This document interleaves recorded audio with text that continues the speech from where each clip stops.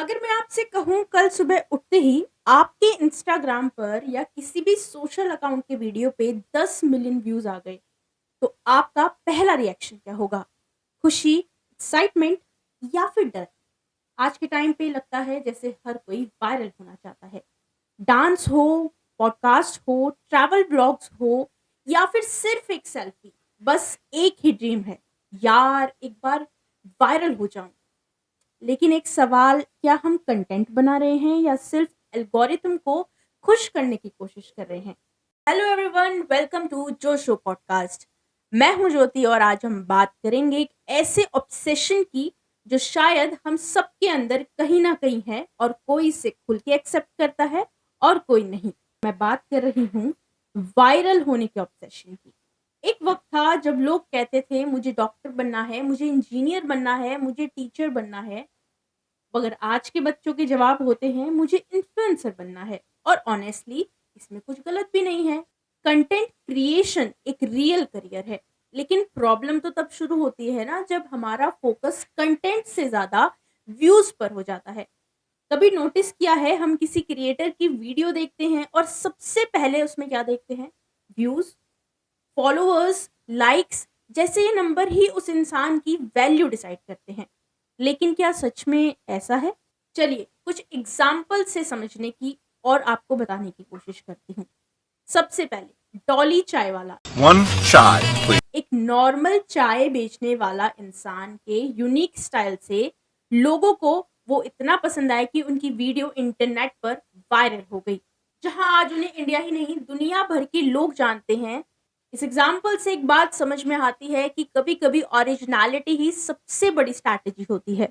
अब अगर दूसरा एग्जाम्पल ले ले तो केबी लेन के बारे में तो आप सबने देखा ही होगा। ना लाउड बैकग्राउंड म्यूजिक, ना मोटिवेशनल स्पीच, ना अननेसेसरी ड्रामा, सिर्फ सिंपल रिएक्शंस।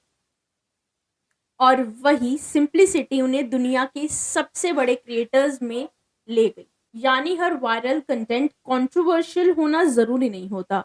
अब तीसरा एग्जांपल, याद है मोए मोए वाला ट्रेंड? एक ऑडियो वायरल हुई, फिर रील्स बनी, फिर मेम्स बने, फिर ब्रांड्स ने भी उसी ट्रेंड को यूज करना शुरू किया। और सच कहूं तो बहुत से लोगों को उस ऑडियो का ओरिजिनल कंटेक्स्ट भी नहीं पता था, बस ट्रेंड चल रहा था तो सब उसके पीछे चल दिए। और शायद यही सोशल मीडिया का सबसे इंटरेस्टिंग और डेंजरस पार्ट है। कभी कभी हम ट्रेंड को समझकर नहीं, बस फॉलो करके वायरल होना चाहते हैं। लेकिन वायरल कल्चर का एक डार्क साइड भी है। हम सिर्फ किसी क्रिएटर की सक्सेस देखते हैं, उसका स्ट्रगल नहीं। मान लीजिए आप मिस्टर बीस्ट को देखते हैं, आज उनके वीडियोस पर मिलियंस और बिलियंस व्यूज आते हैं, लेकिन बहुत कम लोग जानते हैं कि उन्होंने सालों तक लगातार वीडियोस बनाई, एक्सपेरिमेंट्स किए, गलतियां की, और तब जाकर वो इस लेवल तक पहुंचे हैं। लेकिन सोशल मीडिया हमें सिर्फ रिजल्ट्स दिखाता है, जर्नी नहीं। इसी वजह से कंपैरिजन शुरू होता है। उनके 10 लाख फॉलोअर्स हैं, मेरे सिर्फ 500 हैं, और धीरे धीरे क्रिएटर कंटेंट बनाना एंजॉय करना छोड़ देता है। उसका फोकस सिर्फ नंबर्स के खेलों पर चला जाता है। और मुझे लगता है यहीं से क्रिएटिविटी मरना शुरू हो जाती है।